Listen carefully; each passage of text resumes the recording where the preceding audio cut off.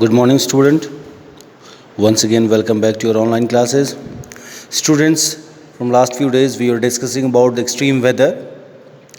Now, after finishing the question answer and the exercises, now we are going to start a new chapter. The name of the chapter is Homeless.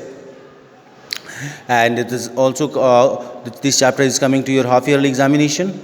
Homeless is a poem, and it is composed by Bikram Seth. It is your duty to find out more about the Bikram Seth. Something is mentioned in the book about the poet. You just find out and make a note of Bikram Seth, his date of birth, and his works. So now let's start the story, a poem. This, word, the title itself says homeless. What do you mean by the homeless? Homeless means a person, the person who has not any type of a home to live. एक व्यक्ति जिसके पास कोई प्रकार का किसी प्रकार का भी घर नहीं है रहने के लिए, उसको होमलेस कहते हैं. And in this world, numbers of people are there. They don't have their own home. बहुत सारे लोग हैं इस संसार में जिनके पास खुद का घर नहीं है. तो बिक्रम सेठ जो कि इस पोएम के पोएट हैं, उन्होंने इसके बारे में, उनकी फीलिंग्स के बारे में लिखा. वो उन लोगों की फीलिंग्स लिखा है जिनके पास खुद का घर नहीं है. Now come to the first stanza.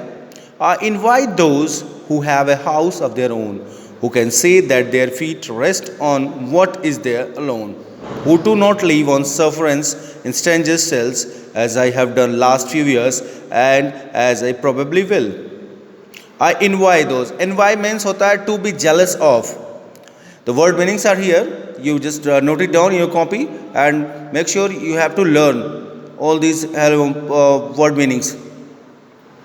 So poet says, means poet क्या है यहाँ पे? पोएट अपने आप को एक रिप्रेजेंट कर रहा है, एक ऐसा व्यक्ति जिसके पास घर नहीं है.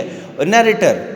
तो what narrator says? Narrator says कि आई इनवाई दोज, मैं उनसे जलता हूँ. किससे जलता हूँ? यानी पोएट किससे जलता है? Those who have a house of their own, जिसके पास खुद का घर है. पोएट कहता है मैं उन लोगों से जलता हूँ जिनके पास अपना खुद का घर है. Who can say that their feet rest on what is there alone, कि जो लोग कह सकते हैं कि हमारे पैर तो हमारे घर में ही आराम करते हैं. इसका मतलब है कि उनके पास खुद का घर है, किसी दूसरे के घर में वो नहीं रहते हैं.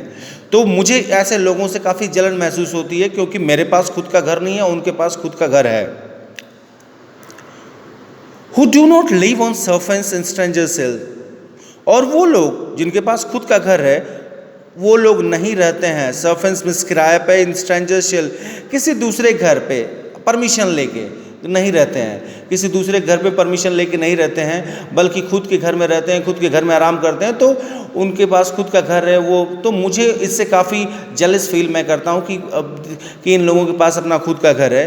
और मेरे साथ क्या होता है, as I have done last few years, जो कि मैं कई सालों से करता आ रहा हूँ. क्या करता आ रहा हूँ? कि दूसरों के घर में परमिशन लेकर रहता हूँ, अजनबियों के घर में. ठीक है. Who do not live on servant strangers sell, तो मैं अजनबियों के घर में क्या कर रहा हूँ? परमिशन लेकर रहते हुए सालों से आ रहा हूँ.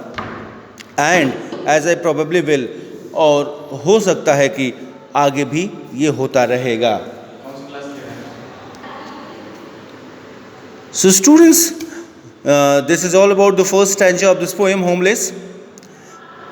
Just note it down, the meaning of this first stanza, and write down the rhyming scheme, and then tomorrow I'll discuss its second part. If you have any problem, just consult to me. Thank you and have a nice day.